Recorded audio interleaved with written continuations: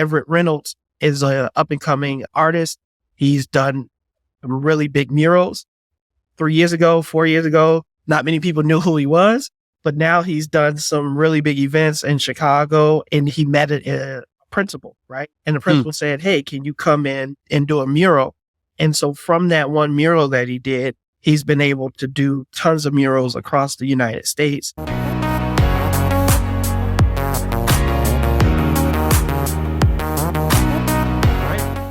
Welcome, everyone, to another episode of the Life Money You podcast. I'm Bjorn, and I'm really excited today. We've got a special guest, Brandon, who works at BCU. And welcome, Brandon. Glad to have you here today. We've got a cool topic that we're going to cover today. But before we get started, as always, it was just recently Father's Day, and we've got to have a bad dad joke.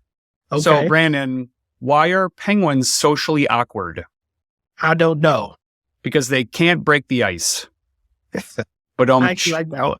Yeah, my kids got me this book for Father's Day, A Dad Joke a Day.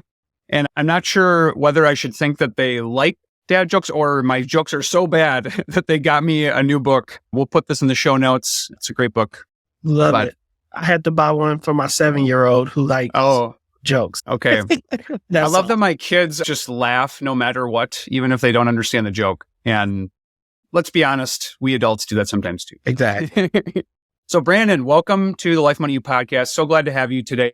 Why don't you just tell us a little bit more about your role at BCU? And I would love to hear even about your family and just other things that you'd like to share. Awesome. I appreciate the opportunity to be on the podcast. So my name is Brandon Ewing. I am a senior manager with BCU, responsible for 2 of our community branch locations in Northern Illinois, being Crystal Lake in Gurnee, Illinois. I've been with BCU just under 8 years. I think August 15th, actually be my 8-year anniversary. Nice. Excited to continue growing in the organization and have 3 boys, Isaiah, Nehemiah, and Josiah. So they keep me very busy. Also currently sit on local school board in Waukegan, Illinois, which is where I live. And I've done that for the last 6 years. Super excited to just talk and learn and have a conversation. Yeah. Nice. That's awesome. So 3 boys. I don't know what that's like at all because I have 4 girls. Oh, wow. Okay. Maybe our families will get to connect up someday and we can swap stories of what that's like. But okay, so 8 years at BCU. That's great. Congrats on that. And have you had any other roles during your time at BCU? Yeah, so I started off as a member service representative, so a universal banker on the front lines at our Gurnee location. I've been a branch experience manager of one of our SEG partners. I've also been the assistant branch managers of Vernon Hills and Gurnee, and then the manager of Gurnee before my new role, in which now I'm managing other managers, right, where I'm leading leaders. And so it's been a journey, but I've grown as BCU has grown. And that's been one of the things that's exciting about working for an organization that is seeing the level of growth that BCU has, is it brings opportunity. Awesome. And a benefactor of that. Yeah. Oh, that's great. And I know you've also done some work using the Life Money You program out in the community and teaching on different financial topics. And so I know we've had lots of different conversations throughout my time here. You've been here a little bit longer. What are some other things that you do like outside the office? You talked about being a board member, but like what else? What are some other interests you have, other organizations you're a part of? Tell us more. For sure. So I sit on the Waukegan School Board, as I mentioned, and that takes up a large amount of my time. So it's a 16,000 student district, 22 school buildings.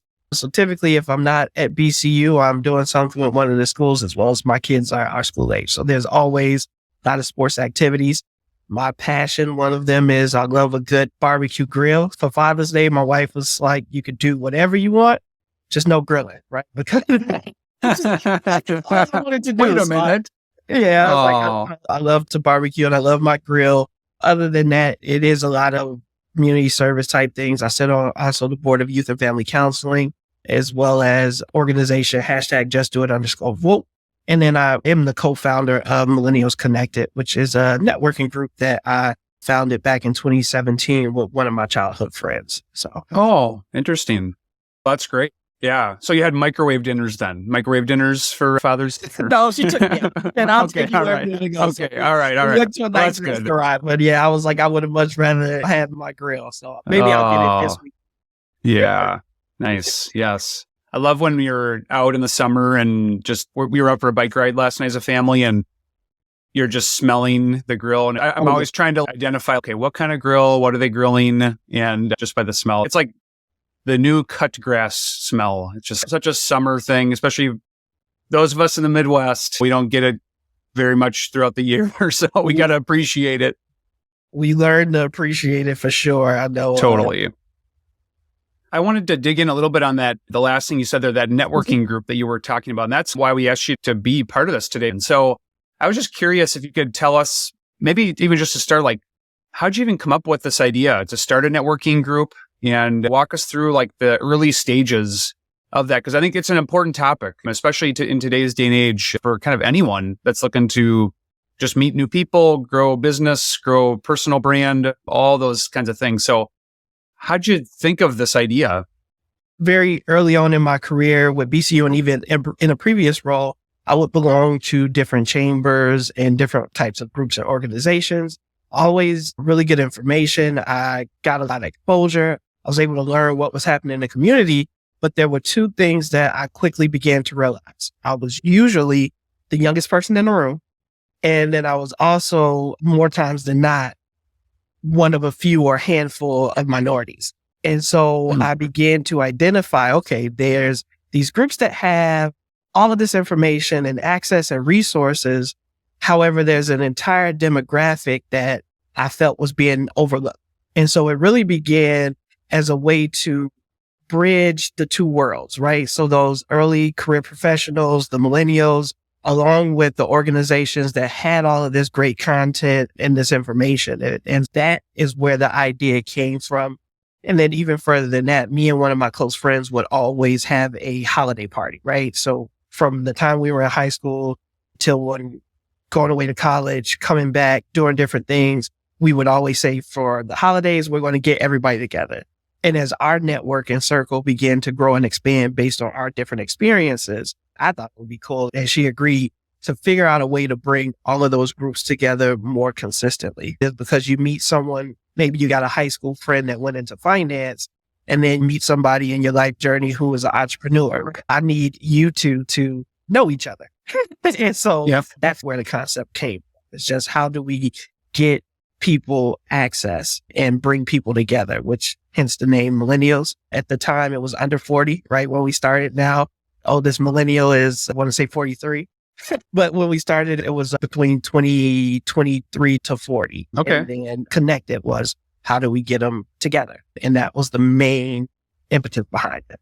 Nice. Yeah, I like how you were seeing an issue, seeing a problem that needed to be solved, and a couple of different problems that you were seeing and feeling yourself. And that's often the best way to approach entrepreneurship, approach a new business idea, is really solving a problem that's out there. And it sounds like you took something that was existing too, just in a kind of a small form, and expanded it. So after you guys decided we should do this and we should start getting more people involved, can you just walk us through the steps that you took? Like, how you shared a little bit of that, but what happened after this started to have more meat to the bones on this idea? Yeah. So the first thing that I did was go back to some of those same organizations that I was a part of. And I said, hey, I have this idea. I also don't have any money. So one of the ways that I can give you exposure or bring more people potentially to your chamber and networking group is if you would help sponsor our first event. One of our networking partners is Greater Waukegan Development Coalition. And they also at the time owned a outdoor seasonal restaurant on the lakefront. So I said, what's your slowest night? Thursday. Great. Give it to Nice. me. Right? I love it. So we took their slowest night. They gave us $500, which allowed us to buy a DJ and do some sponsored ads on Facebook. So that's what we found, a location that we thought would be cool and attractive and solving another need. It was at the time one of my favorite hangout spots. So why not go to some place that I enjoyed and ask them to be a part of this? So we began advertising 30 days out. What we found is if we started too early, based on experience, people would fall off. So it's much easier to agree to something that's happening 2 and 3 months away. But then when it shows up on your calendar, you're like, yeah, maybe I'm not going. Whereas we wanted all our events to be free or near free, and we wanted it to feel exciting. We had a Thursday. We started 30 days before with promotion, and then we created a list, which is just who are some of the spheres of influence to our key demographics. So for us, it was entrepreneurs, creatives, and young professionals. Those were the 3 groups that we originally started. We didn't care if they were in banking, car sales, mortgages. Just what are you doing? Are you a professional? Do you have your own business? Or are you a creative artist? And then we reached out to probably 3 in each of those areas. And then we also made it a priority to make it very diverse. So what we did was simply, hey, then I'll use the name. I'm sure she won't mind, Alyssa. I see you have your mortgage company is starting. You are now a licensed realtor. We want to profile you and state that you're coming to the Millennials Connected networking event. And we would just get a short bio. This is what they do. This is somebody that you can connect with. And then would ask that they be attending with their network. In our first event, we had 86 people that came out on the Thursday. Oh, man. That's awesome. It became their most profitable Thursday of the entire summer. And so we were really excited about that. And it gave us a really good momentum for our future. For sure. That's a lot bigger group than I would have guessed that if you were just starting out. What do you think led people to be interested in doing this? One, I think fear of missing out. I think that was a real tactic that we used is how do you generate excitement? It was something new. It was something in which they did see people who they knew, people who they maybe wanted to connect with, and just providing a platform. I think a lot of people, to your point, Bjorn, are disconnected. And so it was an opportunity in a structured way to provide a space for people to be able to come together. So it's not weird for you to just walk up and start having a conversation. We're here to talk. We're here to have a conversation. And I think that's much different than going out to a club or going out for drinks or a bar with some friends. The fear of missing out, along with the people that were involved, the venue being cool, and it being free, which made it very accessible to a lot of different people. Yeah. So it seemed to hit on a number of different things, and maybe even like the timing of this too. If it started in a season of the world where we were starved for that connection, that too probably helped in some ways. And so walk us through. So you had this first big event, 86 people, got some momentum. What happened next? Did you just keep doing events? And did you tell 5 friends, or how'd you expand it? Yeah. So one of the things is, even at the time, the co-founder, Jay Peoples, was in school going for a master's and eventually law degree. I was very busy with my career as well. So the concept, the idea of hosting something every week, every other week, even once a month was a little bit overwhelming. So another thing that led to bigger events is that we made a decision very early on to only host events quarterly, right? Okay. So that also gives us time to build and to connect in between. And then going back to the original point, is it's also to realize that there are organizations that are doing this work really well. What we would do is send out just information. So if the local chamber or other networking group, or in Lake County, we have something that is like an entrepreneur incubator, they're having an event, we just send it to our membership, right? And people can choose to participate or they don't. And then what we do is 3 months from now, we have another one and we give out more information. So we became a hub that brought people together. And then based on either interest or skill, we would recommend or refer them out to other organizations that were doing really good work. Sure. I love that. As you're learning from other groups and sharing what you're doing and sharing what they're doing too, just to continue to add value to people. And that's something we talk a lot about here at the Life Money U program, is really wanting to just keep providing value. So hopefully this conversation's value to those of you that are listening, but I think we want to continue to give things that are useful, practical, helpful. And I think networking group, especially in this time of the world, is just a really important thing to consider. let's fast forward a little bit. Where are you guys at now? How many people are part of this group? Are you still doing quarterly? Have you changed anything from learnings recently?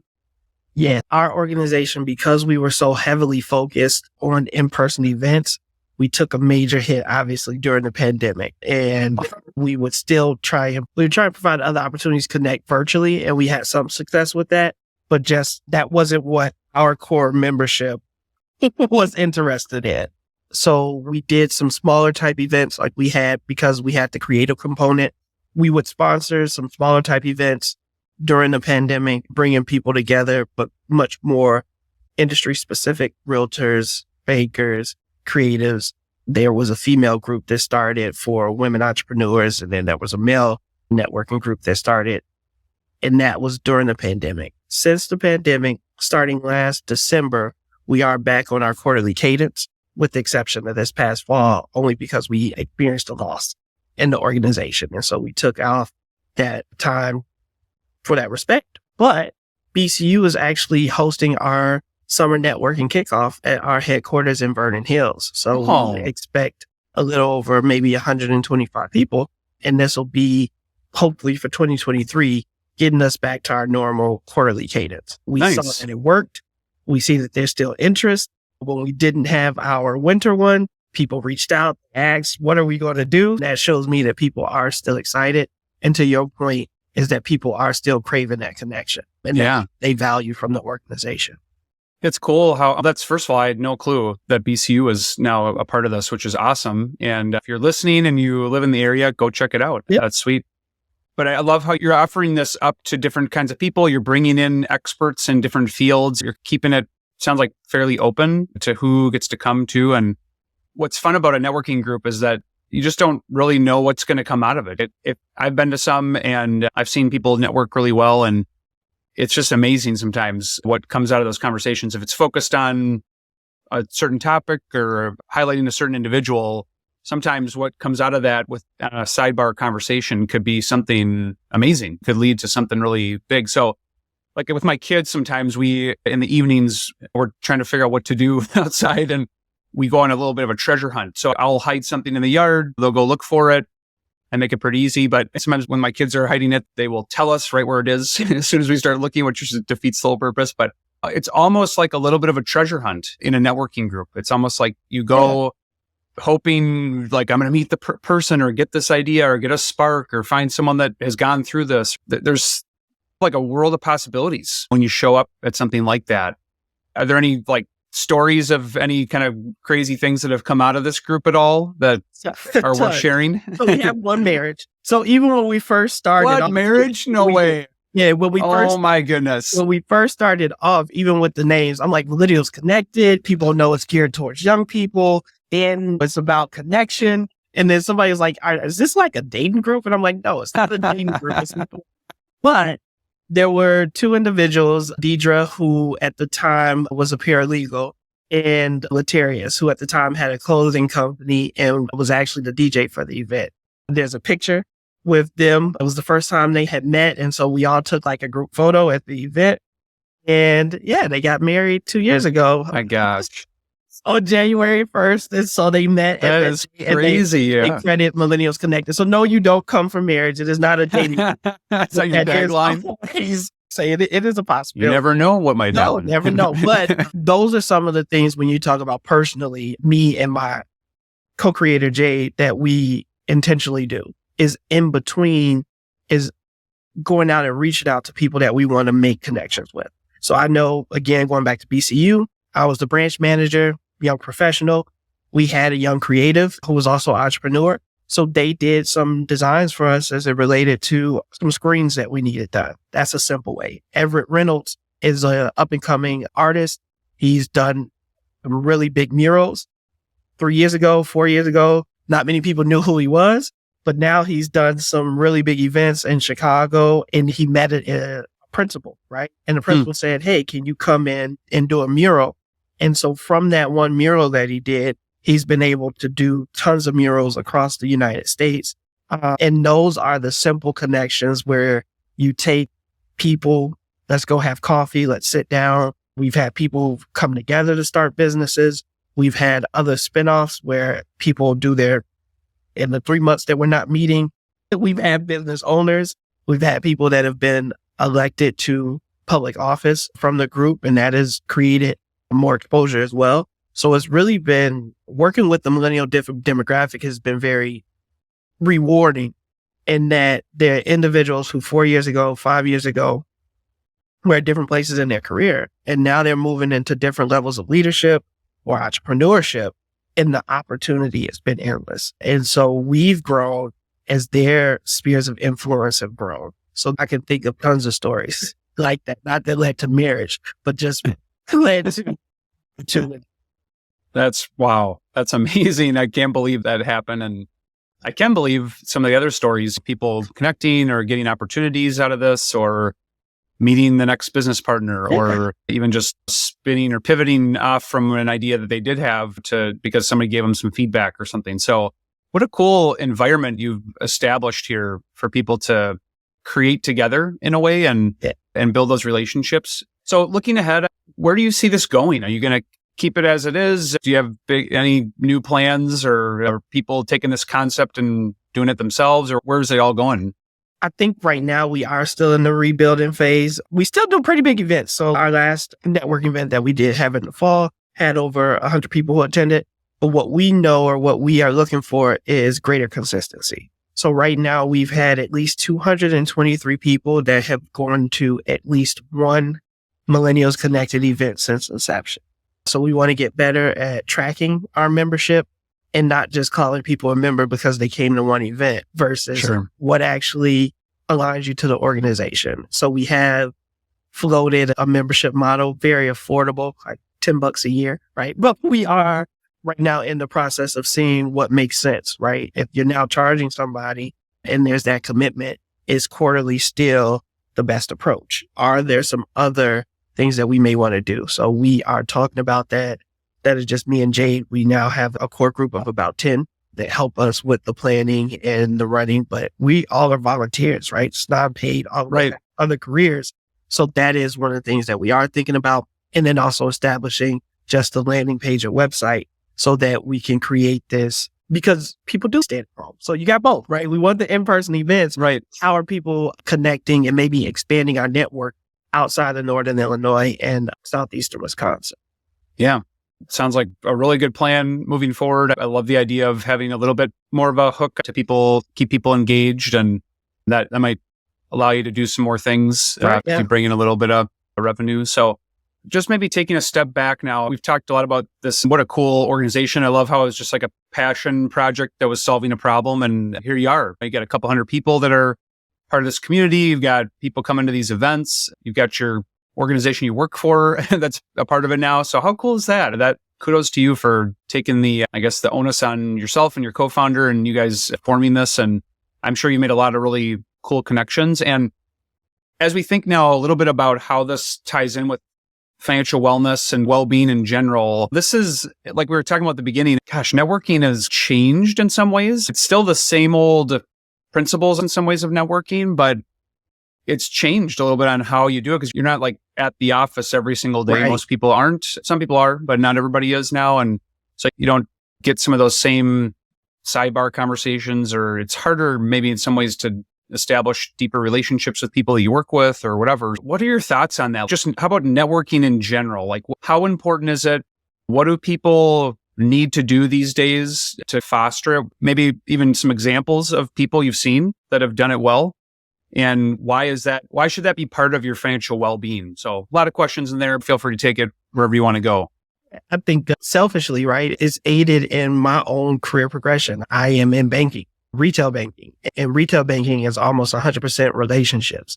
And again, making the investment early on is when we were 24, 25, many of my friends were not in a position to be thinking about mortgages, right? But because we cultivated those relationships, now at 30, 31, 32, those are things that they are considering. And so who do they come to? Who do they trust? And because we have the relationship, they come to me.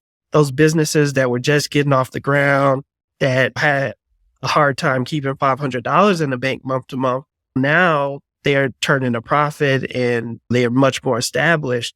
and who holds those business relationships for all of those entrepreneurs. And so there's been the power of networking. We have a saying is that your network is your net worth, right? Who you know, what you know, your ability to grow, it benefits you financially regardless of your career, your profession. And that has been one of the things that we really try and stress. Advice to kind of pivot is put yourself out there. I know if you are an introvert, many people would not believe this, but I am very introverted. Oh, no way. No, I am. Crowds of people. But what I've found is even as an introvert, there are things that I care about, right? So you talk about financial freedom, you talk about financial literacy. These are things that I can talk about all day. And so if I'm talking about things that I care about, it's very easy for me to engage and interact. So I would encourage people to put themselves out there. LinkedIn has been amazing because I post on LinkedIn. There are people who just through either hashtags or somehow I come up on their feed and I get I don't know what they call it on LinkedIn. It's not a DM, but maybe there's a direct message and it's just, oh, sure. Hey, let's connect. I see you. You seem interesting. I don't know what fits, but let's go out for coffee. Let's do a Zoom. Can we have a phone call? There's so much power in conversation. And one of the things that you have to be aware of with networking, and Bjorn, you talked about it earlier, is it's mutually beneficial. It's not looking at what you can take from a relationship, but it's looking at what you can give or provide. And so there are many times in which in that moment, that person may not be looking to switch financial institutions. They may not be looking to bring everything over to BCU, but I'm able to connect them with somebody that is able to solve a direct need. And so the person that I make the referral to is appreciative, and the person that I made the referral for is appreciative. And hopefully they can do business and both of them will remember me when there's an opportunity. And so I think those are the people who network the best. It's to be naturally curious, to ask good questions, and just put yourself out there. So I hope I answered as many of the questions that I got. Questions. So I think you covered almost all 8. Yeah, I totally agree with you. I was just thinking back on my career and thinking about how did I get the jobs that I have had? I think literally every job that I've gotten except for one. Yeah, I guess everyone but one. I knew someone that put in a good word for me, told me about the position, reached out because it was even in their area and they wanted me to apply. It was all because of networking. It was all because of relationships. And I think people know that like conceptually, but if you're earlier in your career or maybe even later in your career and you just haven't done a lot of networking, it's pretty powerful. And I think you nailed it, Brandon, that the key is really to just go into those conversations with a kind of a giving, listening, question asking, almost like a coach sort of mindset where, and I think that's like a real practical thing that our listeners here can take out of this is even if you're not great at this, if you're introverted or not, haven't done a lot of networking, I think looking up good questions to ask people, look up open-ended questions and come ready with a few of those to draw somebody out because we all, to some level, like talking about ourselves. And so I think asking someone really good questions just to hear their story. If you were, I don't know, a chaplain at a hospital or something, right? You're trying to hear somebody's story and you don't really come in with a big agenda because we're all pretty smart people and we can kind of whiff that out pretty quickly if that's something that's your intent, if you're coming in just with the big sales pitch. So I think giving a lot, providing value, I think even looking for ways to connect then to what somebody's saying to create together is such a great way of networking. I also had a friend of mine who probably one of the best examples that I've ever seen of networking where he was moving on from a job. He was looking for the next fit, didn't really have a exact idea of where he was going to end up. So he just started meeting with people. He'd buy them lunch, buy them breakfast, do a phone call. And I mean, a lot of people do that. But what I think he did really well was he asked for permission to include that person on a monthly update of the progress that he was making. And we're all busy people. And I was on that list and I kept getting this kind of monthly update of an email that just said, hey, I've met with 6 more people. I've explored some of these opportunities. I'm still looking. So if you know anyone that would be good to meet with, or if you know any roles that are open, please keep me in mind. I'm narrowing down my search, and just a status update almost on how things were going. And his list began to grow and grow and grow. And I think eventually probably had about 100 people on that email. And it was super helpful because then sometimes you meet with someone, right? And then you go back to your busy life, and it can be hard to remember that, oh, they're still looking, and you're not naturally remembering to call them up and ask them unless they're somebody on a regular basis. So getting that prompt helped me to rethink like, oh yeah, I know some people. And so you send people his way, or you send a role his way. And then it's always fun to get that note that says, hey, I landed my next opportunity. I'm so excited. Thanks so much for your support. And I just thought that was an awesome way to network. I think he had maybe gotten that advice from someone else, but that'd be just another real practical tip for somebody that's out there looking. And like you said, put yourself out there. If your company allows it, go to a conference. And I think maybe the best piece of advice, Brandon, I've ever gotten is that every opportunity when you're with someone, when you're at a conference, when you're speaking, anything is a job opportunity in a way. Right. It's like an interview. It's a weird way to approach it. And I think being authentic is key there too. You don't want to like just put on a face that is not who you really are, because again, people can sniff that out pretty quickly. But I do think that there's an aspect of putting your best foot forward, looking for kind of all opportunities and being open to those conversations so that you don't waste those chances when you're out meeting people and hearing about different companies. And it's fun, right? If you've got that learner mindset or that growth mindset to be like, oh man, I didn't even think about this industry, or I didn't even know that company existed, or that technology that sounds really cool. I would love to be a part of that someday.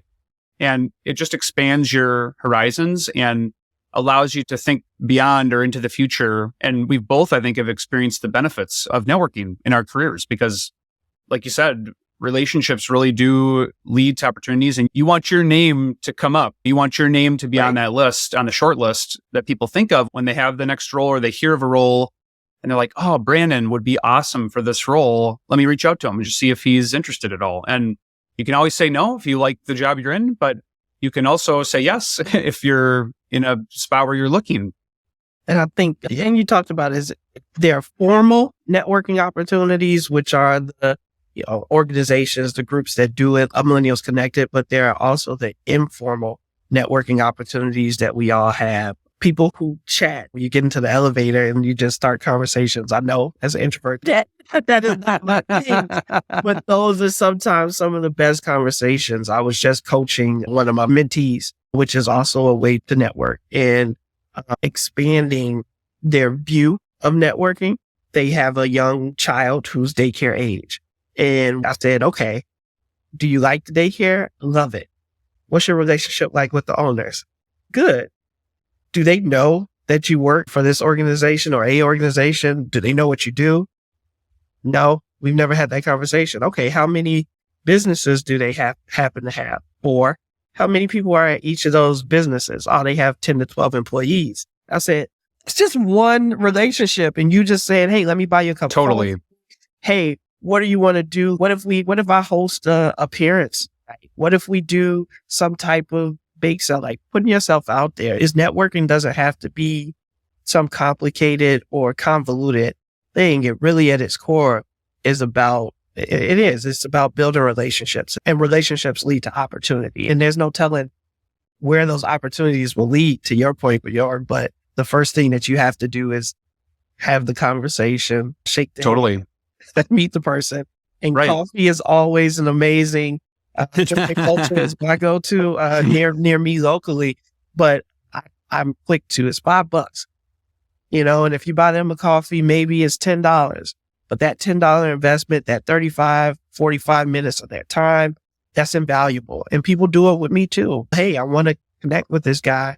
Let me invite him out for a coffee. Let's go grab lunch and let's just see what happens. And typically we walk away, and I'll end with this. I don't want to talk too much, but we had a company partner here locally. Really, one of our business services said, hey, Brandon, I think you should meet this individual.